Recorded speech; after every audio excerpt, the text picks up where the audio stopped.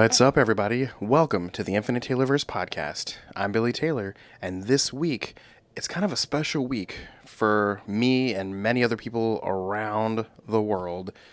This week, our beloved hero, may he rest in peace, Mr. Jason David Frank, would have turned 50 years old on September 4th. And I started thinking that in honor of the man, the myth, the legend, and his birthday, it'd be kind of cool to re-release our interview episode where we talked all about his character on Mighty Morphin Power Rangers, as well as other things he did in his career.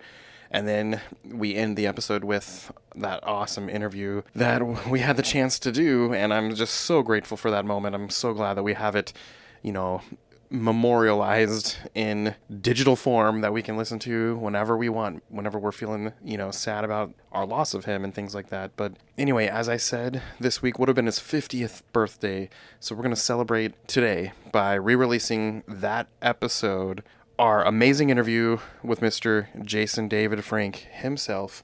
Enjoy. Hello, everybody. This is Jason David Frank, the Green Ranger. Ooh-yah-sah! You know what time it is? It's Morphin time. Welcome to the Infinite Taylorverse. Ooh-yah-sah!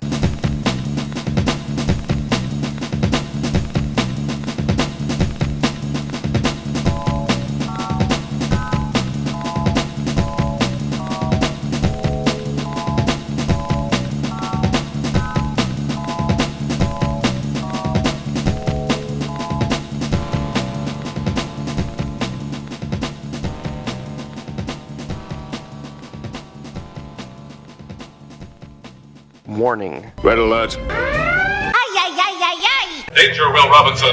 Danger! That's the emergency alert. This episode is full of spoilers for some of the latest and greatest nerdy movies and shows. Spoilers. Listener discretion is advised.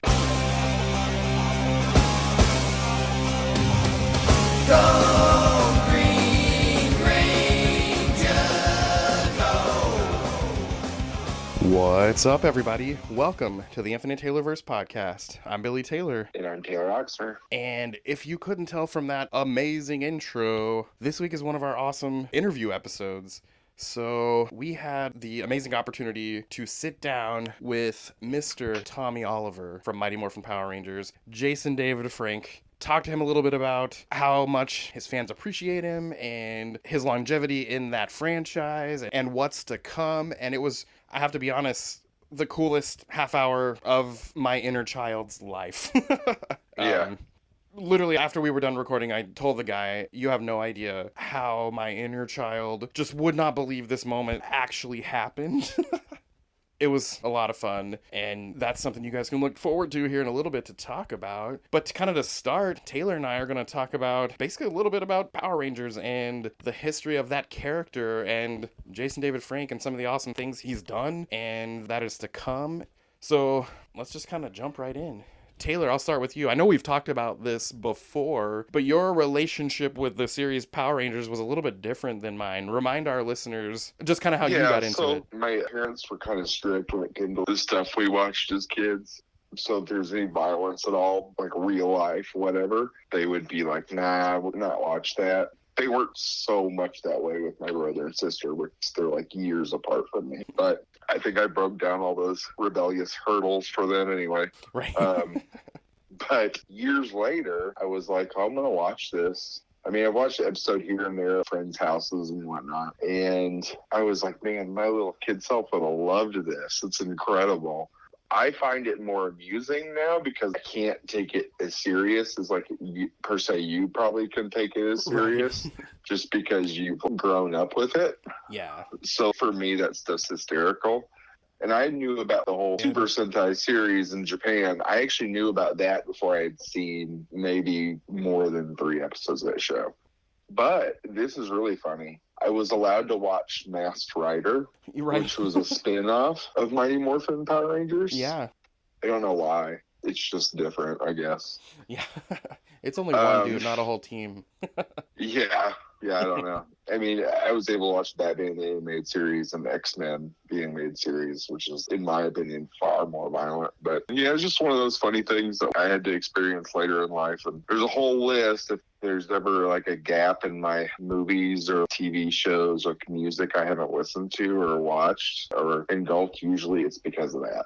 Right. And I've had to like go backwards. So yeah. For me, it was a little bit different. I think I've mentioned before, home was kind of crazy. And TV was kind of my escape from reality. And I remember it pretty clearly. I was in second grade. It was 1993. And Power Rangers started. And I remember seeing the commercials hyping it up before it started. And then I watched the first episode. And my little 7 or 8 year old self was just hooked. I was sucked in. It was this group of friends with powers and their amazing suits and Zords, and it blew my little mind away, and I was just hooked. It was one of those things where if I knew I was going to miss it, I would program our old VHS machine to record it on tapes so that I could go back and watch them. Wow. I know, it was kind of my obsession as a kid. And it was one of those things where I kind of grew up with it, and it meant so much to me that it was one of those things where a lot of my friends, started falling off around, middle school, and I just kind of kept with it. I had a couple friends that also kept with it, even though we were getting a little bit older. And it's funny when you listen to the interview in a little bit, that's one of the things we talked about was the fact that kids these days, it doesn't matter how old they are. It doesn't matter if they're the jocks or the, quote unquote nerds or the music kids or the drama kids or the book smart kids or the athletes. It doesn't matter. It's kind of cool to like science fiction and things like that these days, no matter where you fall into one of those categories. But back when we were young, it was kind of one of those things like, oh, I can't admit I like Power Rangers. I'm in 8th grade now. I can't say that. Yeah. I had a few of those too. Yeah. Shows that, probably kids my age or like stuff that kids my age totally were not into that I totally didn't tell people about. Right. And it's just funny, my line of work, I see kids every day, and they're just so open about the stuff they like. Kids don't really tease you for that kind of stuff anymore, and that makes my nerd heart so happy.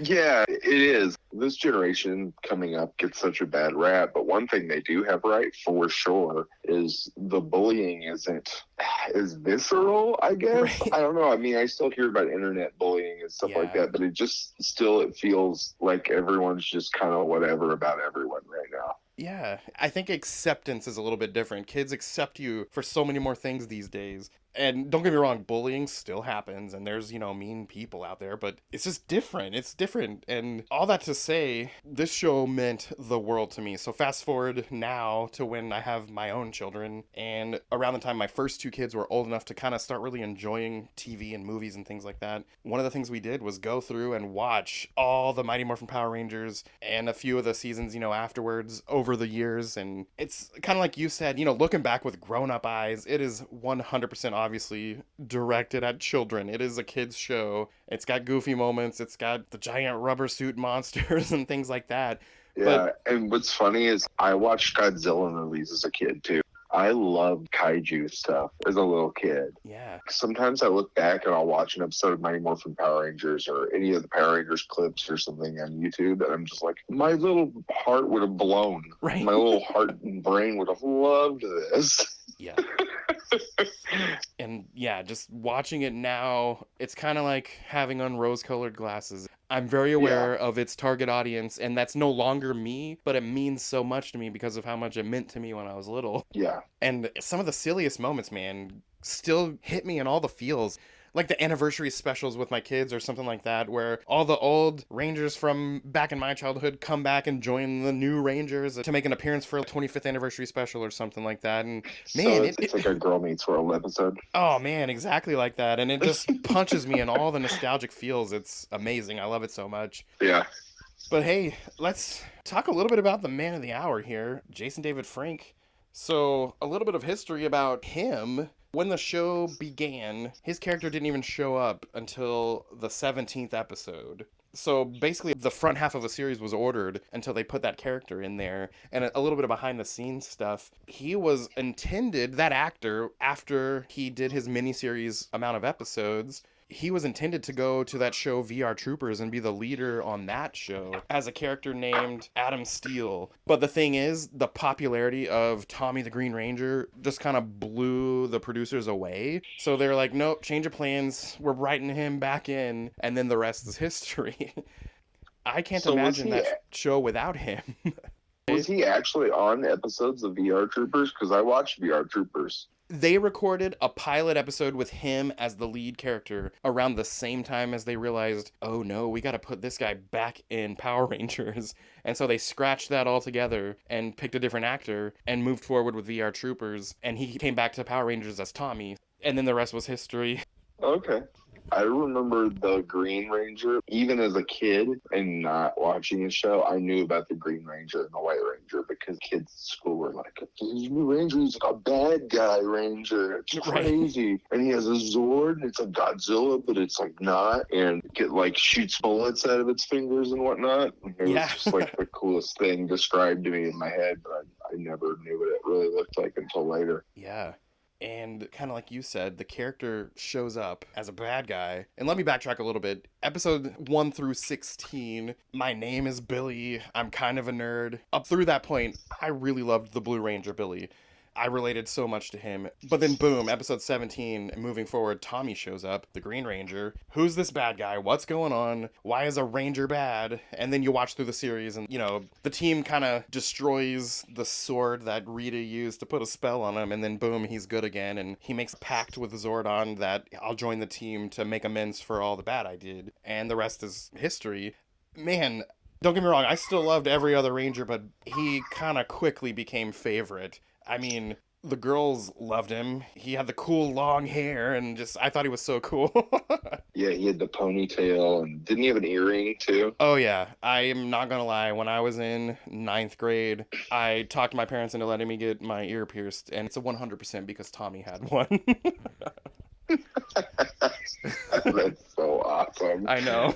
Watching it for the first time as an adult, weren't there candles involved? Okay, yes. So he joins the team, and a little bit down the road, Rita, the bad guy, uses this candle. Then there's a spell on it, and as soon as the candle empties, Tommy loses all of his power. And by the end of that storyline, he transfers all of his powers to Jason the Red Ranger. And that's why there's a few episodes where Jason the Red Ranger has the shield and the dragon dagger and controls the Dragon Zord. And Tommy's kind of off the team. That's when he has the golden shoulder plate thing? Yes. Okay. And then fast forward a little bit down the road, the bad guys kidnap all the parents of Angel Grove, and the only way they're going to free them and, you know, not destroy them is if the Power Rangers turn over their power coins. And in this episode, nothing is working out, so they hand them over, and they realize, oh, we've still got the dragon coin. They go find Tommy. He morphs one last time to save everyone. And basically, long story short, uses up literally the remaining bits of his power to save everyone. And the Green Rangers kind of no more after that point. And then we get the second season of Power Rangers. I think at this point we're already into the second season, but at that point we learn there's going to be a new Ranger. Zordon and Alpha, they've secluded themselves and they're working on a new Ranger. And throughout the season, you're meeting all these new characters. There's this kid that plays soccer, and there's another kid that's kind of dancing. And there's all these other dudes that show up, and the whole time you're like, who's it going to be? Didn't they also at this time, 2 of the actors change by now as well? Or one of the actors? Yeah, at this point, I'm pretty sure it's the Black Ranger, Red Ranger, Yellow Ranger. They've kind of swapped places. I think in the continuity of the show, they went to be leaders at some peace summit, and the actors change. Kind of the same thing. We've been introduced to the replacements for a few episodes now, and then we learn they're going to be the replacements. And then a little bit down the road, we learn, oh, hey, there's a new 6th Ranger showing up. All these other people that we've been introduced to, you're sitting there wondering, who the heck is it going to be? And finally, it's on a cliffhanger. We see Billy kind of breaks into the special room in the command center, and he's looking through some grates in the ceiling, and he's like, no way. And it freezes on his face, and that's the end of the episode. And I'm pretty sure it's a mid-season finale. So there was no gratification for a little while. Okay. And then the next episode comes, and everyone kind of ports in, and Alpha and Zordon are like, sorry, we kept this from you guys. We've been working diligently. Here's your new leader, the new White Ranger, and he kind of comes down and takes the helmet off, and it's freaking Tommy. And I remember my little kid brain was like, oh my gosh, this is awesome. Oh, that's awesome. But yeah, from that point forward, Tommy's the White Ranger. There's a few other Ranger cast members swapped out to new people. At a certain point, season 3 rolls around, and between season 2 and 3, we get that really cool out of continuity Ivan Ooze Mighty Morphin Power Rangers the movie that came out. It's not in continuity? It's not in continuity, not that one. I didn't realize that. That's why they have those kind of crazy hard plastic looking suits with the cool armor, and the Zords are very metallic-y and CGI looking. Whereas when the show comes back for season 3, they still become, Ninja Rangers, but the whole way they come about it is very different. They meet that guy Ninjor, and Ninjor gives them the powers, and they still get the animals, the same animals from the movies, and the same Zords, but it goes back to the rubber suit looking Zords, not the CGI Zords. Interesting. Yeah, but at this point, Tommy becomes a new iteration. They get their ninja powers. He gets the Falcon Zord. This season plays out, and at the end of this season, everyone's turned into kids, and the alien rangers have to come save the planet. And by the end of that, the command center's blown up. The Zeo crystals they've been gathering have disappeared, but they find them all. They all turn back into their normal teenage age. And the Zeo crystals build a new command center, and they get new powers. And this time, Tommy, he's been green, he's been white. Now he's the Red Ranger of the Zeo team. Zeo ends, and we actually get that Turbo, a Power Rangers movie, and this one is in continuity. And they get their turbo powers, so he's the Red Turbo Ranger. That series, about halfway through, Rangers switch, and this is the first time Tommy is one of the characters that switches out. So Jason David Frank isn't on the show at this point, and there's a new guy that's the leader of the team. Then they do the space season, and then they do several more seasons, and I think it's the Wild Force Power Rangers season, which is the 10th anniversary season, and they have this episode called Forever Red, where every Red Ranger from the past 10 years shows up to fight this machine general leftover from the Zeo era. And man, I remember I was in high school when that episode came out, and at this point I'm kind of not as into it, but I caught wind of this episode, and I remember watching it, getting all the feels, because boom, right there was all the Red Rangers from the past 10 years, including Jason, including Tommy, including, all these people, and it was amazing. And fast forward a few more years, we get the Dino Thunder season. And I forgot to mention, when he left the Turbo season, the character Tommy is going to MIT to become a science teacher, basically. We've gone from the 90s, now we're in the upper 2000s, and this is the Dino Thunder season, and Tommy, with these two partners, have created these dino gems that bring about a whole new power, and one of the three people turns into the villain, and the other one is thought of as dead, and then Tommy is this school teacher, and he becomes the Black Ranger, and he's the new leader of this new team of Rangers, but now he's Dr. Oliver, so it's kind of crazy to watch him as an adult, and all these kids are calling him Dr. O and Dr. Oliver and all this stuff, and some cool stuff happens in this season. For a while, his character's invisible unless he's morphed, so there's a lot of scenes where you just hear his voice and you only see him in action if it's him morphed. And there's an episode called The Fighting Spirit, and this is when Tommy has to kind of fight for his life against the past versions of himself in this dream world. So Tommy, the Black Dino Ranger, is fighting the Green Ranger, the White Ranger, and the Red Zeo Ranger. So that was kind of a cool episode. At that point, when that season ends, he decides, I'm just going to be a teacher, and that's the end. And then, let's see, in one of the future Power Ranger SPD episodes, they bring up Tommy, but Jason David Frank's not actually in that season. They just bring him up. And then 2014, way later, now we're talking, I'm already married with kids at this point.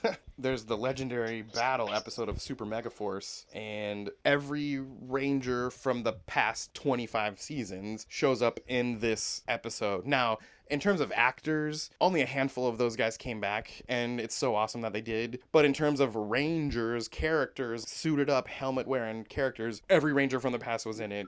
But Jason David Frank was one of them there, on scene, helmet off. We get to see him save some kid that's about to fall off of a cliff using his Saba sword from when he was the White Ranger. And then we see him as the Green Ranger fighting all these bad guys, and then they win, and that's kind of the season finale of that series. Oh, and then 2017, we get that really cool Power Rangers movie reboot that 100% has nothing to do with anything from the past. I actually really liked that movie, and then sucks for us we didn't get a sequel to it. Yeah. At the end of it, Jason David Frank, along with Amy Jo Johnson, who played Kimberly, the two of them make cameos just as people in the crowd when the Rangers save the day. Thought that was awesome. Oh, in 2018, we get the Super Ninja Steel season, and Tommy shows up in an anniversary special episode. And at this point, he's got this thing called the Master Morpher. And at different times, he literally can morph into any ranger he's ever been in the past. And that was so cool. My sons were super into that actual season, the whole season. So when that episode rolled around, thought that was awesome. As for the show, that's about it that we've seen so far with Tommy. We've had some really cool Bad in the Sun shows where we had the superpower beatdown, and he showed up as the White Ranger and fought Scorpion from Mortal Kombat. And then a few years later, he showed up as the Green Ranger and fought Ryu from Street Fighter. I don't know if you've ever had a chance to watch those Bat in the Sun things. Those are so cool. I watched probably all of them. Yeah. Didn't he also play another character, though? Not a ranger character, but another character in a suit? Well, yes, and I'm glad you brought that up. So, for some of the things that's to come, and in our interview he talks about this, there is a movie coming out called Legend of the White Dragon, and Jason David Frank is the leader of this former team, and Bat in the Sun puts this together, and I actually have the synopsis of it here. Let me read it for you guys. It says, the White Dragon, Eric Reed, has returned home to Virtual City 3 years later after being defeated in a colossal battle against the ancient overlord Ashtagor. The crystal he used to become the White Dragon was broken in two as a result of the epic battle. Both pieces were subsequently lost. Being blamed for the destruction and their collateral lives lost, his identity was outed after the battle, thus making him a fugitive from the law. And we now know Eric on his journey as he teams up with treasure hunters from the past who help him reclaim his power as the White Dragon. Once reunited with his powers, he and his team are now ready to battle a new threat, Dragon Prime, who seeks revenge against the White Dragon. Eric must now try and defeat Dragon Prime in order to get one step closer to clearing his name and being able to protect his family from ancient evil that still lurks in the darkness, Ashtagor. So, Jason David Frank is back as this brand new character. It's a more adult thing compared to what Power Rangers was. And when I say adult, I don't mean inappropriate for children, but I just mean it's aimed at adults. And it sounds like it's going to be pretty epic. You can see the trailer on YouTube. For a while, we thought it was going to come out in 2022, but it looks like it's going to hit where we can watch it in 2023. And I'm super pumped about it. But yeah, the character Tommy has shown up in video games, shown up in the comic books, and we even get the really cool parallel world version of Tommy that basically never breaks out of Rita's evil spell and becomes this villain Lord Dracon. And that's a crazy character. I have that character as a Funko Pop, and I love it so much. That's one of the things that would be super cool to eventually see on screen one day. I don't know if it'll ever happen, but that's a pretty sweet character. I've seen him online. He has a Lord Dracon costume, and he looks pretty sweet. They've never had him in a season of the show? No, that is just from the comic book storyline called Shattered Grid. So that's never been a live-action thing, except for a YouTube video. It might have been Bat in the Sun. That's cool. You guys have heard us talk about Jason David Frank. Without further ado, let's just listen to this conversation that we got to have. It was really awesome, and I can't wait for you guys to hear it.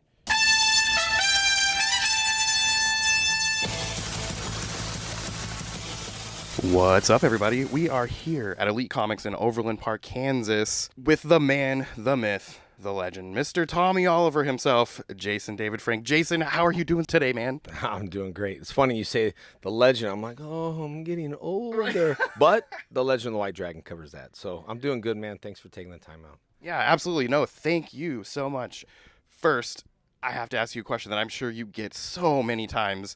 How does it feel knowing that you've been such a positive impact on so many people's lives for decades, man? Well, I tell you what, when I started the show, I was only hired for a certain amount of episodes. I did the best I could, and here we are 30 years later. And people always ask, I think, a secret, you know, and I believe, I mean, there's a lot of motivation speakers out there that say, you know, past, the present. I believe right now is the time where you got to do the best you can, like taking time out, talking to people, engaging, and then you'll have a better tomorrow. So when I was Tommy Oliver way back then, I would never imagine 30 years ago. But the new movie that we filmed, I'm very excited because it's not Power Rangers, but for me, as you can see, I'm all tatted up. The kids are growing up, which are you're my kids. Right. And you will see today a bunch of tiny kids that know Tommy as like, how do you even recognize me? I got a mohawk and tattoos, but they're big fans. So to see the impact now, 20 years later, I can actually hear stories from fans versus a kid. because sometimes being a kid, no one listens. So it feels so good to be here and just engage, not just sign, but engage eye to eye with the fans, and they keep me accountable, and we lean on each other to grow. Yeah, man, that's awesome. I know personally I have 4 children of my own, and I'm a high school teacher, so I got about 120 kids that aren't quite my own, but they know I'm so all about all this pop culture, nostalgic stuff. My classroom's covered in it. I got Power Ranger stuff, I got superheroes, I got all kinds of stuff. And my buddy that we've been doing this podcast for, this will be episode 82 when we post this one, man. Our listener base is growing, and it's kind of awesome and unexpected. But having said all that, yeah, my own kids who, Mighty Morphin Power Rangers was almost 3 decades ago, and they know all about you, man. They know all about the cast, the originals, the OGs, and thanks to streaming and everything, we've been able to go through all that as adults. And I love how, as an adult, it hits a little bit different, but watching it through my own kids' eyes, it's so powerful, man. It's such an impact. And as a fan for so many years, first of all, thank you just for being a part of that. And however that you fell into it, I'm just so happy you were a part of it. I'm so happy you're here. And on behalf of my own kids, thanks so much, man. You're welcome, man. First of all, thank you for everyone watching, man. I tell you, 15 years ago or 17 years, 16 when I was 18 years ago when I was a doctor. I was the mentor. Yeah. I had the glasses and I had the tie, and now I got glasses, real glasses. Right. But it feels good to do that. There was a small hole in the last 3 years for content. So that's why Bat and the Sun and myself teamed up for The Legend of the White Dragon, but not knowing all these little kids are watching, and all, it's still safe for everyone. Right. It's just a whole new generation of kids that are coming into this. And when people say I'm retired, I'm moving on to my brand. I'm tatted up doing something that I want. That's a little bit, you got to follow your dreams. And I'm sure you tell all your high school kids that. I was wondering, hello kids out there, hello you 4 kids, but I was wondering how your high school students react to that. Do they give you a hard time? Are they into it, or how do they react? It's kind of funny. So rewind time a little bit when I was a high school student, it was kind of hard to be honest about the stuff you like when you're into sci-fi and this nostalgic nerdy type stuff, Fast forward to today, it's a part of life, man. The jocks, the music kids, the drama kids, the book smart kids, they all love all of this stuff. And that makes my heart so happy to just see when I mentioned to my students that I might get a chance to do something like this week, the amount of kids that kind of went nuts, like, no way. First of all, thank you. That gave me some cool points, man. But it was just so cool to see how, what was that? I left high school in 2003 and now it's 2023 almost. The difference, it's cool to like what you like. And I just love that shift that I've seen over the past few decades, man. Yeah, it's amazing, man. I tell you mentioned 2003. So all your high school kids out there that are listening to this, I stepped back into Power Rangers 2003. I believe we released Dino Thunder in 2004, and I was a teacher. And, it was one of those things way back then where the high school kids would kind of like, oh, I don't watch Power Rangers. And now everything's so open, which I see a high school kid, I'm like, man, you're a fan? Because that kid is old enough for The Legend of the White Dragon. So when they watch it, it's going to bring you back to being a kid, but it's also going to fulfill your whole new universe, man. And some fans said it like this, refreshing. And I thought that was great to watch something that's going to be refreshing. And Bat and the Sun knows how to do it. They're big fans, so they know how to make this movie.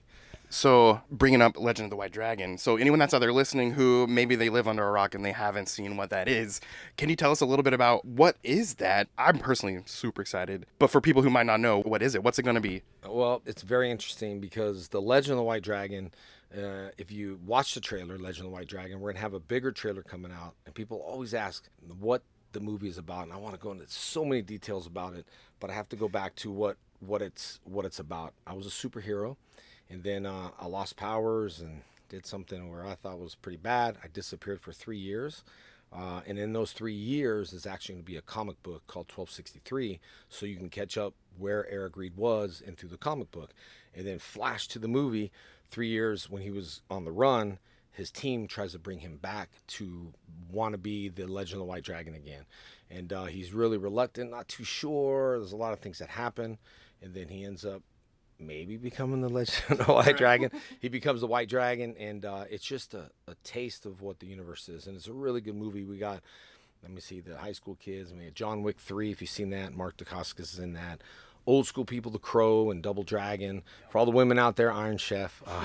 Michael Madsen's been a favorite actor of mine. He's, my favorite movie was Donnie Brasco.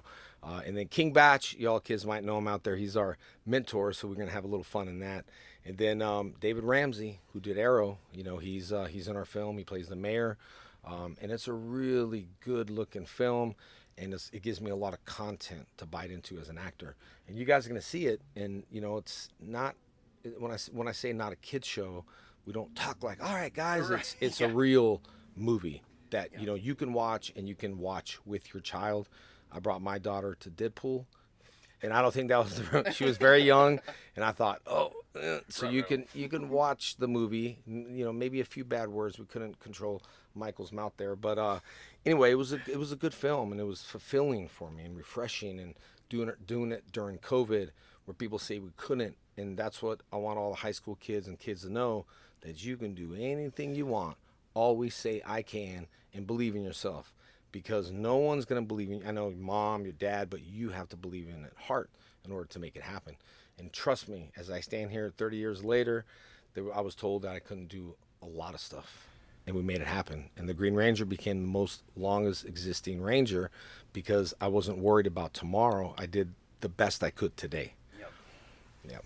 Awesome. Well, hey, man, I don't want to take up too much of your time, but I want to thank you again so much. I sound like a broken record. You mean the world to me and my family. I know you do to our listeners and my partner who couldn't be here tonight. Just, again, thanks so much. Thanks for coming out. Thanks for coming to this signing for a great cause. And we all love you, man. Thanks so much. Thank you, guys. Thanks for listening. And you know what time it is? Morphin time. Ooh, got to say that.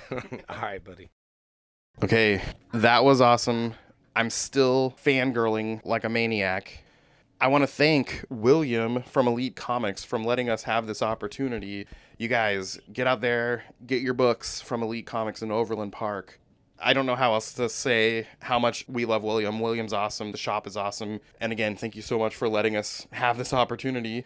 But yeah, that was so much fun. I'm glad we got to do it. And like I said at the beginning of this, little kid me is still doing backflips inside my brain right now. So I'm glad we got to share that experience with you guys.